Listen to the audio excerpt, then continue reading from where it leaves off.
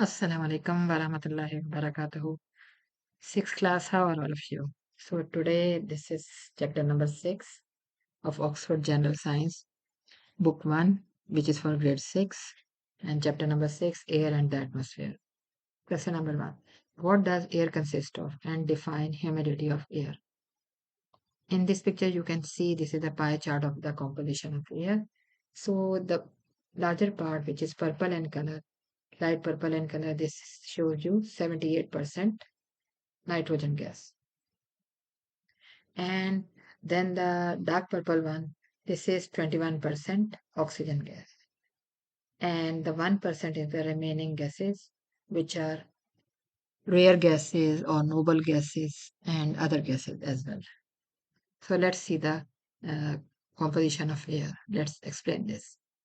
Air is a mixture of gases such as nitrogen, which is 78%, oxygen, which is 21%, argon gas, which is 0.9%, carbon dioxide gas, which is 0.03%, and other gases, which are inert and noble gases. These are 0.003%. What is humidity? Humidity means the amount of water vapor in the air is called humidity.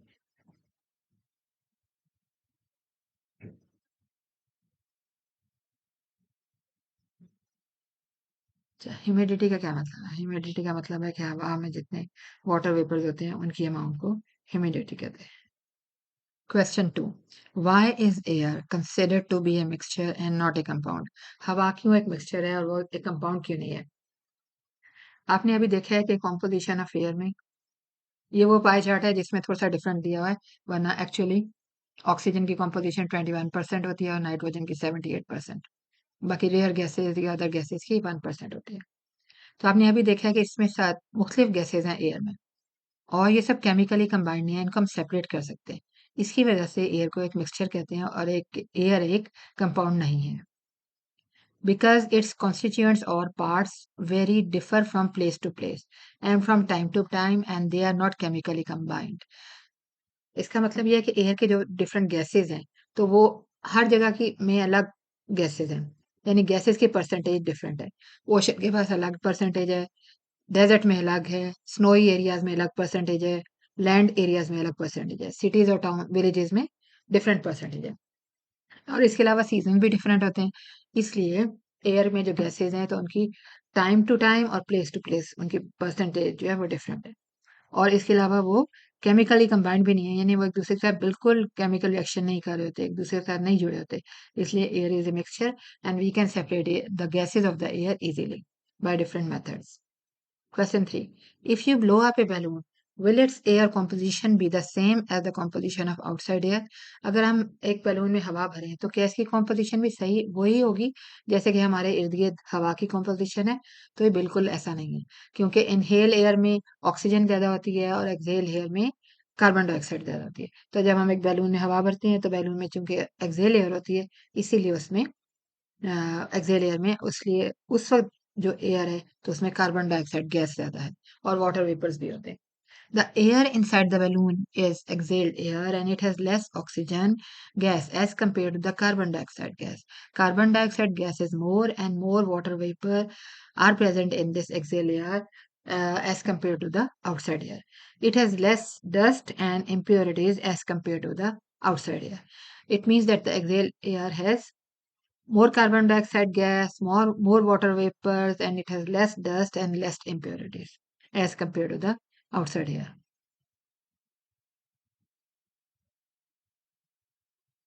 Question number 4. Why do some fish tanks have pumps fitted to them? Fish tanks में fish aquarium में pump क्यों लगाए होते हैं? The pumps are fitted to add oxygen to the water and to keep water is circulating so that it will remain good for fish present in the fish tank. इसलिए pump लगे होते हैं ताकि एक तो उनमें ऑक्सीजन गैस ऐड होती रहे पानी में और फिश को रेस्पिरेशन में आसानी हो, और दूसरा ये कि पानी भी साफ रहे और वाटर सर्कुलेट भी करता रहे.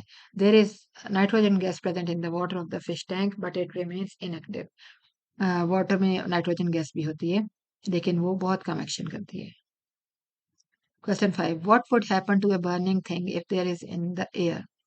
अगर कोई चीज हवा में जल रही है तो क्या होगा? क्या वो कम जलेगी या वो ज्यादा जलेगी? the percentage of oxygen would be much higher without nitrogen gas in the air, and materials would burn better and for longer time in it. अगर हवा में उस एरिया की हवा में ऑक्सीजन की परसेंटेज ज्यादा है, नाइट्रोजन गैस की परसेंटेज उधर नाइट्रोजन गैस नहीं है, तो फिर क्या होगा?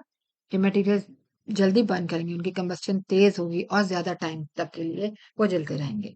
The percentage of oxygen would be much higher without nitrogen gas in the air, and materials would burn better and for a longer time in it. Question number 6. Why are packets of chips filled with nitrogen gas? हम जो भी chips खाते हैं या कोई भी हम popcorn का पैकेट खा रहे हो, जो सील होते हैं, या कोई कैन फूड है, तो उन सब में नाइट्रोजन गैस फिल होती है ताकि वो जो फूड है, जो हमारे खाने पीने की चीज है, तो वो खराब ना हो. Nitrogen is an inactive gas. It is used to replace the air in the packets of snack foods to prevent them from oxidizing and decaying. Oxidizing and decaying means that from becoming old and tasteless. If there would be air having oxygen gas in the packets, अगर nitrogen gas की बजाय हम chips के packet या किसी भी food eatable जो food होते हैं, कैन है, फिश के कैन है या मीट के कैन है, उनमें हम ऑक्सीजन गैस डाल दें, तो क्या होगा? ऑक्सीजन गैस बहुत जल्दी रिएक्शन करती है और उसकी वजह से वो जो चीज होगी वो ओल्ड हो जाएगी, डिके हो जाएगा, खराब हो जाएगी और बासी हो जाएगी, वो टेस्टलेस हो जाएगी, वो खाने के काबिल नहीं रहेगी. It would help in decaying of the snack foods. Question number 7. Why do fire extinguishers have carbon dioxide gas to put out fire instead of water? हम फायर को दो तरीके से बुझा सकते हैं, एक तो पानी फेंक कर और दूसरा फायर एक्सटिंग्विशर से. फायर एक्सटिंग्विशर में पानी क्यों नहीं होता, उसमें कार्बन डाइऑक्साइड गैस क्यों होती है? क्योंकि जब शॉर्ट सर्किट हो या ऑयल पेट्रोल की वजह से आग लग जाए, तो वो बहुत एकदम आग होती है, एकदम स्टार्ट होती है और बहुत ज्यादा होती है, जो कि फौरन पानी अगर अवेलेबल नहीं होगा और फायर एक्सटिंग्विशर होगा, तो वो जैसे हम फायर एक्सटिंग्विशर को प्लग इन करते हैं, उसको स्प्रे करते हैं, उसमें से ऑक्सीजन गैस निकलती है और एकदम वो ब्लैंकेट की तरह उस जो भी फायर स्टार्ट हुई होती है उसको कवर कर लेती है, जिसकी वजह से ऑयल पेट्रोल की फायर या शॉर्ट सर्किट की फायर बहुत जल्दी खत्म हो जाती है, बंद हो जाती है. Fire extinguisher is used to put out oil fires and electrical fires. What is the reason? Oil floats on water and would continue burning, while water conducts electricity. क्योंकि ऑयल जब है जो पानी के साथ मिल जाता है तो वो पानी के ऊपर ही फ्लोट करता रहता है और वो जलता रहता है, उसको आग लगी रहती है, जबकि पानी जो है उसमें से इलेक्ट्रिसिटी भी पास हो जाती है. So therefore, carbon dioxide gas is heavier than air and it would form a blanket over the fires, keeping oxygen out. Carbon dioxide gas जो है फायर एक्सटिंग्विशर से जब हम उसे स्प्रे करते हैं और बाहर निकलती है, तो वो ब्लैंकेट की तरह फायर को कवर कर लेती है और ऑक्सीजन उस फायर के करीब नहीं आ सकती. वो ऑक्सीजन को दूर ही रखती है, जिसकी वजह से वो फायर बंद हो जाती है, खत्म हो जाती है. Question 8. Why are water vapors more in places near the sea? आप ये पिक्चर में देख रहे होंगे कि ओशन है, सी है और इसके इर्द गिर्द जो एयर प्लेसेज हैं, जो जगह है, वहां पर हवा में पानी के वेपर्स क्यों, पानी के बबल्स क्यों ज्यादा होंगे? साफ सी बात है कि पानी की इवेपोरेशन की वजह से जो एरिया वहां सी के करीब होगा या रिवर या लेक या ओशन के करीब होगा, तो पानी की इवेपोरेशन की वजह से, सनलाइट की वजह से इवेपोरेशन हो रही है और जिसकी वजह से वाटर बबल्स बन रहे हैं, वाटर वेपर्स बन रहे हैं और वो उस एरिया की हवा में होते हैं. Reason because water vapours evaporate from the sea, lakes and rivers as part of the water cycle. और वाटर साइकिल क्या है कि पानी इवेपोरेट हो रहा है, जैसे आपके सामने पिक्चर है ओशन की, जहाँ से पानी इवेपोरेट हो रहा है, ड्राई हो रहा है और क्लाउड्स में जा रहा है, वाटर वेपर्स बबल्स बन के क्लाउड्स में जा रहा है, वहां पर जाके पानी ठंडा हो जाता है और फिर पानी स्नो बन जाता है, रेन बन जाता है और वो रेन दोबारा, जब रेन का पानी नीचे आता है तो पानी दोबारा उसी जहाँ से वो इवेपोरेट हुआ है, जहाँ लेक से, चाहे वो लेक हो, रिवर हो या सी हो या ओशन हो, तो पानी वहीं वापस चला जाता है. इस तरह पानी का एक ही जगह से जाना, इवेपोरेट हो जाना और वापस रेन या स्नो की शक्ल में वापस वो उसका उसी जगह पे वापस आना, तो इसको वाटर साइकिल कहते हैं. Question number 9. Question number 9. Why is the air in the industrial area has more carbon dioxide gas? आप ये पिक्चर में देख रहे हैं इंडस्ट्रियल एरिया है, आपने आप जिधर भी रहते हैं आपने अपने इर्द गिर्द भी इंडस्ट्रियल एरिया देखे होंगे कि हमेशा वहाँ पे लंबे से मीनार होते हैं, मीनारेट होते हैं जिसमें से स्मोक बाहर निकल आता है. कुछ में से कुछ के तो ऐसे स्मोक होता है कि वो उनको आग भी लगी होती है उसके अंदर, क्योंकि वहाँ पे मैथेन गैस होती है जिसकी वजह से आग लगी होती है, आग भी नजर आ रही होती है. Reason: all forms of burning or combustion produce carbon dioxide gas, so its amount is higher in the air in the industrial area than the amount of the carbon dioxide gas uh, of the air which is present in the residential area. जो रहने वाली जगह है वहां पे तो हवा साफ ही होगी ना, क्योंकि वहां पे तो इंडस्ट्रीज नहीं है, फैक्ट्रीज नहीं है जिसमें कोई चीजें बन रही हैं और उनके फ्यूम्स और उनकी गैसेस बाहर आ रही हैं। तो रेजिडेंशियल एरिया की हवा हमेशा साफ होती है, और इंडस्ट्रियल एरिया इसीलिए रेजिडेंशियल एरिया से बहुत दूर बनाए जाते हैं, शहर के बाहर बनाए जाते हैं, ताकि उनकी एयर पोल्यूशन को बचाने के लिए, ताकि रेजिडेंशियल एरिया की एयर साफ रहे, और जितनी भी एयर पोल्यूशन है वो बस इंडस्ट्रियल एरिया में ही है। Question 10, name 3 different processes which result in more carbon dioxide gas going into the atmosphere. अब मुख्तलिफ प्रोसेसेस हैं जिसकी वजह से कार्बन डाइऑक्साइड गैस जो है हवा में जा रही है। Number 1 is respiration, number 2 is combustion or burning, and number 3 is clearance of forest by the fire. Let's see what is respiration. Respiration is a process in which exhale air as carbon dioxide gas. Number 2 burning और combustion which takes place in motor vehicles. हमारी जो कारें हैं, truck या बस होते हैं, इनमें सब में पेट्रोल डालते हैं, डीजल डालते हैं। तो जब वो हम स्टार्ट करते हैं कार को, तो जो उसमें पेट्रोल होता है वो बर्न होता है। बसेज या ट्रक्स में डीजल बर्न होता है, कारों में पेट्रोल बर्न होता है, जिसकी वजह से ये बैड गैसेस के फ्यूम्स पैदा होते हैं। कार के जो पेट्रोल है या डीजल है वो जब जलता है, जब बर्न होता है, तो स्मोक पैदा होता है, और उस स्मोक के अंदर बैड गैसेस होते हैं सारे। So the burning or combustion, it takes place in the motor vehicles, power station as well, and incinerators also. So all of these things, they produce more carbon dioxide in the air. What are incinerators? Incinerators वो जगह हैं जहाँ पे dead bodies को fire लगाते हैं, ताकि उनको खत्म किया जा सके। Number 3, the clearance of forest by fire for farmlands, roads, or industry adds carbon dioxide to the air. तीसरा प्रोसेस है जिसकी वजह से बहुत कार्बन डाइऑक्साइड हवा में होती है, वो प्रोसेस है कि फॉरेस्ट वाली जगह को साफ करना, और उसको आग लगा देते हैं ताकि बिल्कुल साफ हो जाए। उस पर इंडस्ट्रियल एरिया बना दें, या तो उससे रेजिडेंशियल एरिया बना दें, या उधर रोड्स बना दें, ताकि लेकिन ये होता है कि जब भी ऐसे क्लियरेंस ऑफ फॉरेस्ट करते हैं बाय द फायर, तो जाहिर है जब आग लगेगी तो कार्बन डाइऑक्साइड गैस ही प्रोड्यूस होगी, और इस तरह हवा में बहुत ज्यादा कार्बन डाइऑक्साइड गैस हो जाती है।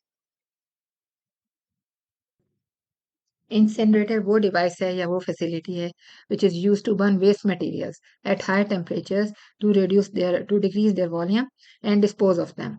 Incineration is a common method of waste management and is used for various types of waste.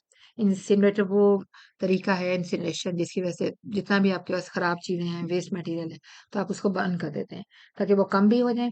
और जैसे including municipal solid waste, hazardous waste, medical waste and industrial waste. जैसे कि हॉस्पिटल्स का जितना भी वेस्ट मटेरियल होता है उसको भी बर्न कर देते हैं इंसिनरेटर मशीन में, ताकि वो सारा इंसानों को खतरा ना हो, जिंदा इंसानों को खतरा ना हो। Now let's see the question number 11। Due to global warming, what would be the result if the sea level surrounding Pakistan rises by 2 meters? अब अभी ग्लोबल वार्मिंग हो रही है जिसकी वजह से आए दिन हम लोग देखते हैं कि कभी किसी मंथ में फ्लड आ रहा होता है, कभी किसी मंथ में फ्लड आ रहा होता है। तो क्वेश्चन है कि अगर ग्लोबल वार्मिंग की वजह से ज्यादा फ्लड आ जाए और पाकिस्तान के जो एरियाज हैं तो वो 2 मीटर ज्यादा हो जाए तो क्या होगा? Answer, much coastal land. अब हमें दो चीजों का कंसिडर करना है, एक तो कोस्टल लैंड का वो लैंड जो कि वाटर वाले एरियाज के करीब है, और दूसरी लो लाइंग लैंड जैसे सिटीज हैं, विलेजेस है। Number 1, much coastal area land would be flooded and cities like Karachi and Pasni would be included. Second, the flood waters would swamp much of the low-lying land. वो सारे low-lying land जो है खेतों की जगह या fields जो हैं जिधर crops grow हो रही है, उन सबको flood water तबाह कर देता है। And cities in the basin of the Indus River and its tributaries. जो इंडस रिवर यानी दरिया सिंध और उसकी ब्रांचेस के करीब जितना भी एरिया है, उधर जितनी भी लो लाइंग लैंड है और सिटीज है, तो फ्लड वाटर उन सबको खराब कर देगा, उन सबको ऑक्युपाई कर लेगा। और नतीजा क्या होगा? लोगों के घर टूट जाएंगे, क्रॉप्स खराब हो जाएंगे, एनिमल्स मर जाएंगे। Question 12. Name the 5 processes in which oxygen gas is involved. The first one is rusting. Rusting का मतलब है जंग लगना, rust लगना. It is the chemical reaction between oxygen in the air and iron to form rust. Rust is, its chemical name is iron oxide. To form rust, which is iron oxide, and the chemical equation of rusting is iron plus oxygen. It will make iron oxide. Iron और oxygen जब भी combine करते हैं तो क्या वो बनाते हैं? आयरन ऑक्साइड, जो कि एक ब्राउन कलर का पाउडर होता है। आप कभी कोई भी मेटल की चीज बाहर रखते हैं, जैसे कोई भी आयरन पुरानी साइकिल उसे बाहर रखते हैं, तो आप देखेंगे कुछ दिनों में अगर बहुत बारिशें हो रही हैं तो उस पर लाजमी सारी साइकिल ब्राउन हो जाएगी। उसके जो प्लास्टिक के पार्ट वो ब्राउन नहीं होंगे, जो दूसरे मेटल के पार्ट हैं वो ब्राउन हो जाएंगे। या आप किसी भी रॉड को बाहर रख देंगे तो ड्यू ड्रॉप्स रात को गिरते हैं, काफी रातों के बाद आप देखेंगे वो भी ब्राउन हो गया होगा। क्यों? क्योंकि उसके ऊपर सारा जो ब्राउन पाउडर है वो आयरन ऑक्साइड है। Question number two. Number two process is combustion or burning. It means burning. When the things burn, they use oxygen gas, which is present in the air, and a lot of energy. And three things are made: energy, carbon dioxide gas, and water. These are produced. Equation: methane gas plus oxygen, क्योंकि combustion में क्या होता है, methane gas oxygen के साथ रिएक्शनकारी होती है, जिसकी वजह से तीन चीजें बनती है: carbon dioxide gas, water and energy. So don't forget to remember these equations by heart. Third process is photosynthesis. In the photosynthesis, carbon dioxide gas is used by the plants and oxygen gas is produced by the plants, which comes out of the leaves of the plants, because the leaves of the plants have small holes which are called stomata. And this oxygen is used by animals and human beings for respiration. Now, what is the equation for photosynthesis? Carbon dioxide gas plus water, it will make glucose plus oxygen gas. Fourth process is respiration. It is the process by which oxygen gas from the air is taken inside the body. ये वो process है जिसमें oxygen gas, हवा की oxygen gas हमारी body के अंदर जाती है, and food is taken inside the body and food is broken down to get energy.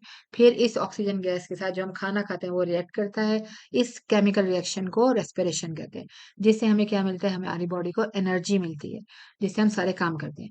And food is broken down to get energy, as the living things need energy for their living and growth.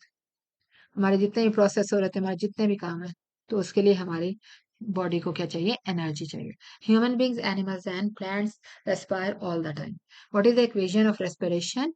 The equation is glucose, which is food, which is present in the food, and plus oxygen. It will make again three things: carbon dioxide plus water plus energy. So you can see in the picture the this fish is respiring and it is taking inside carbon oxygen gas which is present in the water.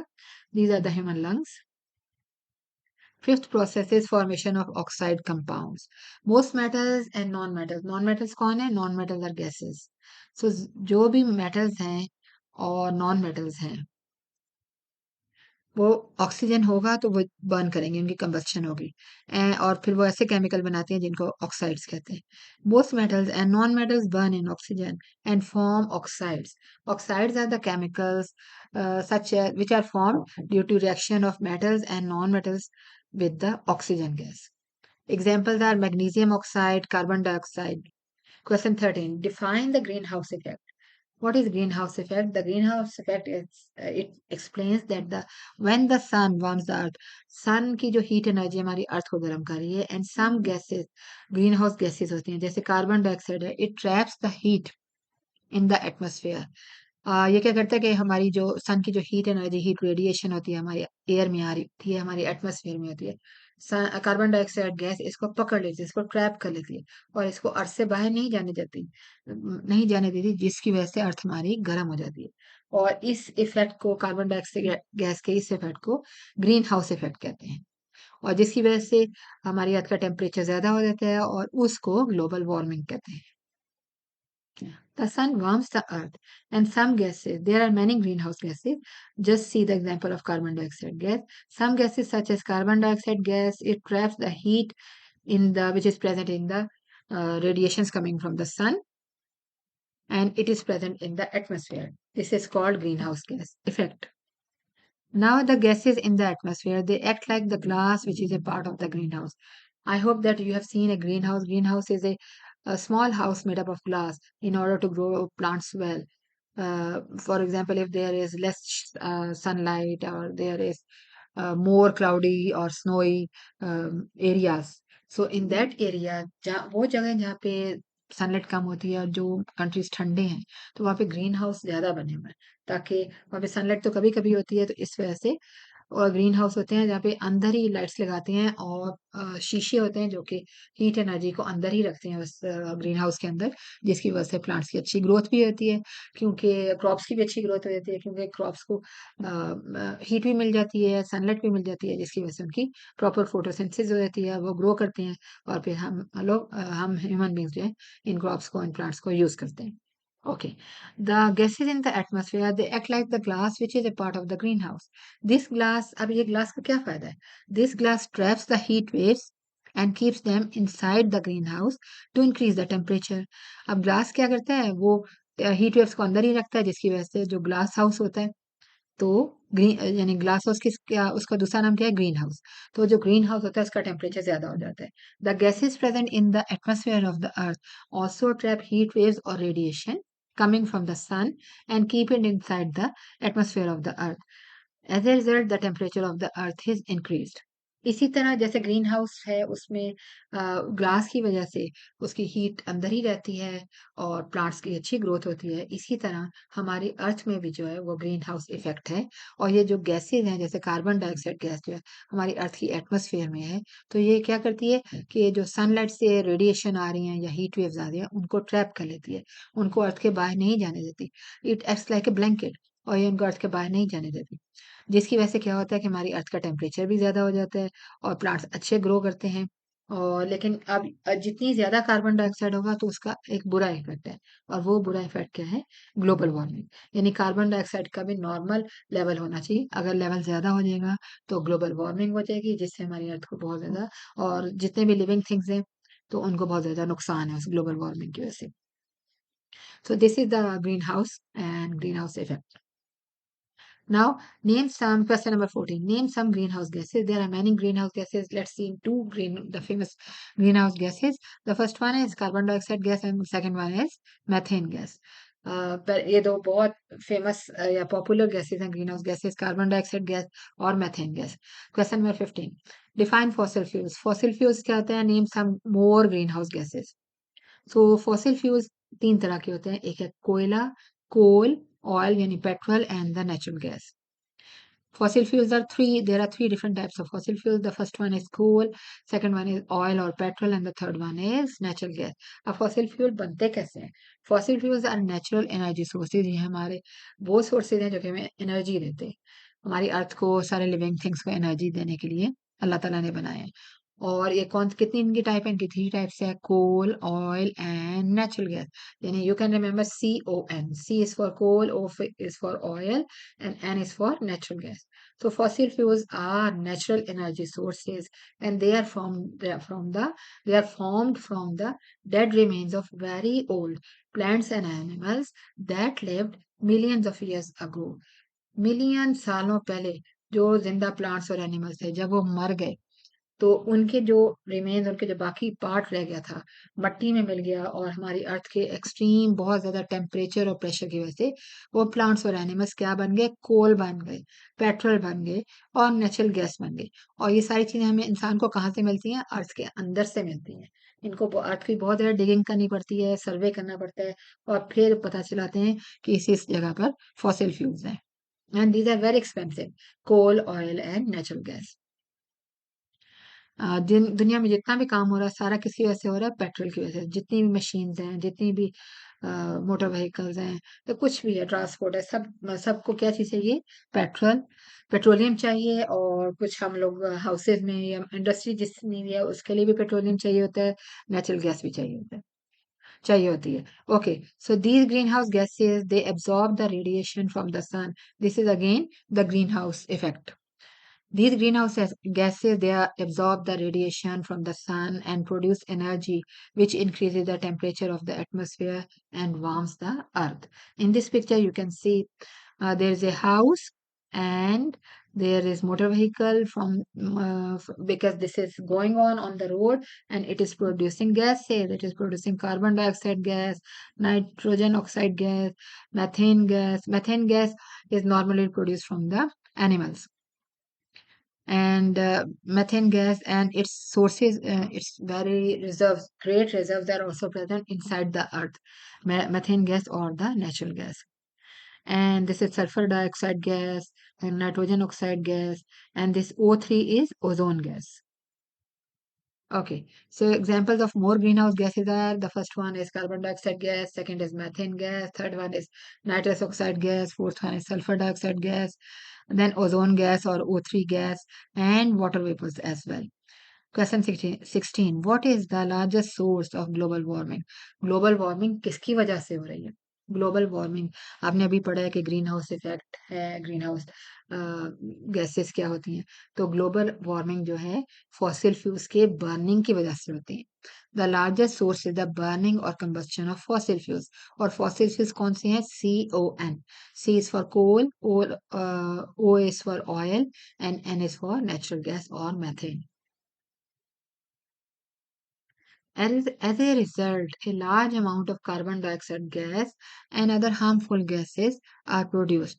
इसकी वजह से fuel, जब ये fossil fuels burn होते हैं तो उनकी वजह से कार्बन डाइऑक्साइड बहुत ज़्यादा प्रोड्यूस होती है, और दूसरी भी सारी ग्रीन हाउस गैसेज प्रोड्यूस होती हैं जो कि अर्थ का टेम्परेचर ज़्यादा कर रही हैं और हमारी अर्थ में ग्लोबल वार्मिंग कर रही हैं। अभी आप नीचे पिक्चर में देख सकते हैं कि राइट हैंड साइड की पिक्चर आपको ग्लोबल वार्मिंग शो कर रही है कि बिल्कुल डेजर्ट है और प्लांट भी, ट्री भी ड्राई हो गया हुआ है, तकरीबन डेड ट्री है, जबकि राइट हैंड साइड पे अच्छा वेदर है, ग्रास भी ग्रीन है और प्लांट भी ग्रीन है। Okay, question 17, define the noble और इनर्ट गैसेस। अब नोबल गैसेस कौन होती हैं? जो कि वेरी रेयर होती हैं, जो अमाउंट में बहुत कम है, और ये अमाउंट में कम भी होती हैं, और इनका स्पेशल ब्याच होती है कि दूसरी गैसेस के साथ या दूसरे एलिमेंट्स के साथ रिएक्ट भी नहीं करती, ये केमिकली इनएक्टिव गैसेस हैं, इसलिए इनको इनर्ट गैसेस कहते हैं। नोबल गैसेस और inert gases. Noble or inert gases, which are chemically inactive gases, do not react with most other elements, so they are known as noble or inert gases. The names of the noble or inert gases, so there are six noble, I have given the names of six noble gases. The first one is argon, then helium gas, neon gas, krypton gas, xenon gas, and radon gas. Radon is a noble gas which is produced by decay or destruction of radium and uranium elements. What are the uses of noble gases? So, if they are chemically inactive, how can we use the noble gases? Now, uses of four noble gases. The first one is helium. Helium is used to fill the balloons. ये आप picture में balloon देख रहे हैं, जो बड़े खूबसूरत से बैलून होते हैं, उस पे आमतौर पर हीलियम गैस फिल की होती है. Helium is used to fill the balloons. Argon gas is used in making electric light bulbs. ये हमारा आम बिजली का बल्ब है, इसके अंदर कभी कभी बड़े जोर से फट जाता है, इसके अंदर कौन सी गैस होती है? Argon gas. Third is neon gas. Neon gas is used in electric advertising. Sign board, जितने भी हमारे मार्केट में साइन बोर्ड होते हैं, मुख्तलिफ दुकानों के नाम होते हैं, जब वो बहुत शाइन कर रहे थे ना, क्यों शाइन कर रहे थे? उनके अंदर जो ट्यूबलाइट्स वगैरह होती हैं, उनके अंदर नियॉन गैस को फिल किया होता है. Fourth one is radon gas. Radon is used in X-ray sources and for industrial radiography. ये रेडॉन गैस जो है एक्सरेज के लिए इस्तेमाल किया जाता है, रेडियोग्राफी के लिए, या एक्सरेज जो जब हम हॉस्पिटल जाते हैं एक्सरेज करवाते हैं उसके लिए यूज होता है. जैसे एयरपोर्ट्स वगैरह पे भी एक्सरे मशीन होती हैं, तो उनमें भी रेडॉन गैस इस्तेमाल होती है. It is used in cancer treatment to kill the cancer cell. और इसका एक बहुत इंपॉर्टेंट फायदा ये है कि ये कैंसर ट्रीटमेंट के लिए भी बहुत अच्छी है, और ये कैंसर सेल्स को खत्म कर देती है. It is used in cancer treatment to kill the cancer cells. Okay, dear students, so these are all 17 question answers of the exercise of this lesson number 6, air and atmosphere. मैं उम्मीद करती हूँ कि आपको समझ आ गया होगा अच्छे तरीके से, और अब आपका ये काम है कि आपने रोज एक या दो क्वेश्चंस को अच्छी तरह याद करना है, और 3-4 दफा आपने उसको राइट करना है, और फिर आपने चेक करना है इन नोट्स से, दोनों को मैचिंग करना है, और आपने देखना है कि कहीं कोई आपने मिस्टेक तो नहीं की, कहीं कुछ आपने छोड़ तो नहीं दिया. खासतौर पे जो केमिकल इक्वेशंस हैं वो आप बहुत अच्छी तरह याद करें. ओके, अल्लाह हाफिज, अस्सलाम वालेकुम वरहमतुल्लाहि वबरकातुहू. मुझे उम्मीद है कि आप बहुत अच्छी स्टडी करेंगे और अपने एग्जाम्स में अच्छा रिजल्ट लेकर आएंगे. अस्सलाम वालेकुम वरहमतुल्लाहि वबरकातुहू.